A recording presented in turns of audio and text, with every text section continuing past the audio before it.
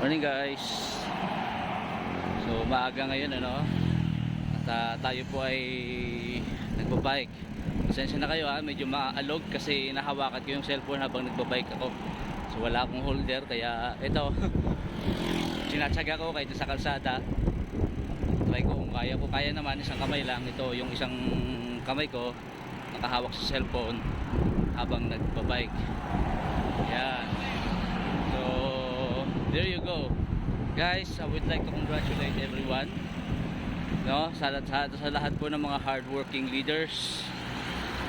Ayan, congratulations to you, congratulations everyone, because today ay Thursday.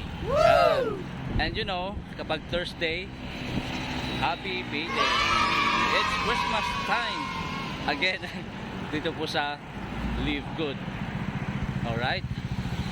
Ayan, so ayan po yung magandang reward for those people na nagwo-work, every week, every Thursday. Kapag consistent ka, nagwo-work ka, talagang deserve mo yan. May magandang reward ka. Okay? So sabi nga nila, ito po ito sa pattern ng mundo. So talagang para marating mo or makuha mo talaga yung gusto mo, consistency is the key. Okay? Consistency is the key. Kasi bakit? So gaya nito, ihalintulad ko po sa pagbabay ko everyday. Tsaka pa sa pag-exercise ko or sa mga nag-gym. Yan. Sa umpisa, kapag hindi ka sanay magbisikleta, mahirap.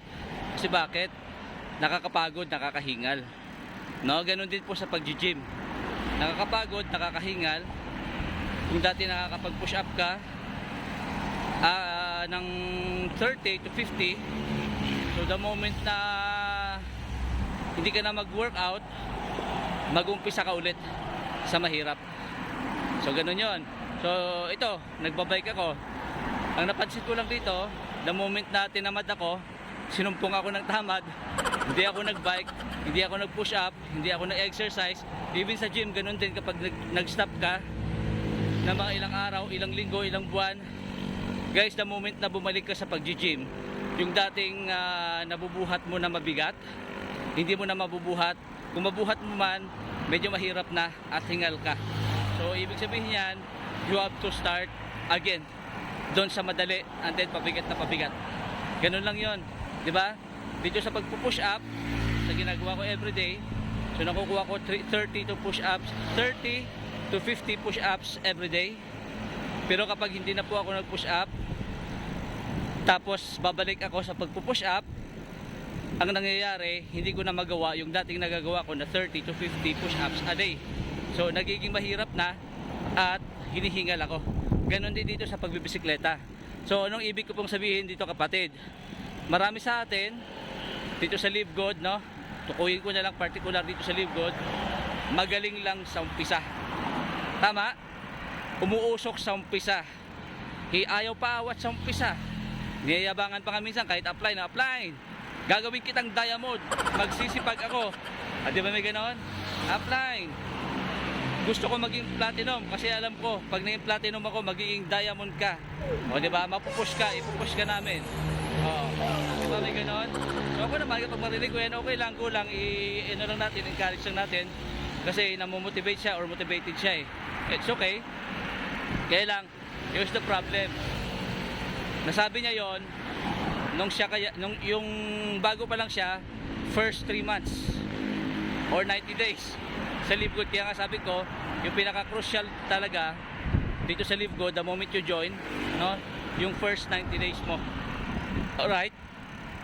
Kaya yun, yung mga dating umuusok, yung mga dating nag-iingay, yung mga dating akala mo ayaw papipigil, may pangarap ako, whatever it takes. Sabi nila, matutupad to, magagawa ko to, susundan kita, apply. Di ba? Narinig nyo yung ganyan? Pero, nasa na sila ngayon? Hindi nila alam yung mga hindrances sa kanilang goal. Habang kinukuha nila yung kanilang pangarap, hindi nila alam maraming temptation na pwedeng humarang sa kanilang goal. Ano yon? ma-offeran lang sandali, wala na. Nakalimutan na may goal pala sila. O, di ba? Tapos marami na silang palusot. Sa masasabi ko lang po, no? Masasabi ko lang, leaders, one of the key, and it is tested and proven, guys. Tested and proven, no? Is consistency. Consistency is the key to success in life. Okay? In the gym, consistency is the key. Alright? Sa iyong business, consistency is the key. Okay? Dito sa Live Good, consistency is the key. Hindi po pwedeng sa simula na tayo magaling, hindi pwedeng sa simula na tayo umuusok. And then, after 1 month, 2 months, 3 months, ang dami mo ng reklamo, ang dami mo ng palusot, kesyo ganyan. No? Ang dami mo ng rason. So, ang katotohanan yan, hindi ka lang talaga consistent. Okay? Yun lang yun, no? Yun lang. So, again, this is Santi Coach Santi. Happy Thursday. Happy payday. And congratulations to all leaders na mga masisipag. Guys, I salute to you, no? Lahat kayo na mga masisipag. Deserve nyo yan. Kasi bakit? Nagsipag kayo. Kung magkano at ano man ang resulta na nangyayari sa'yo, deserve mo yan. Kasi bakit? Ikaw ang may gawa niyan, kapatid. Okay? Yun lamang. Maraming salamat. God bless sa ating lahat.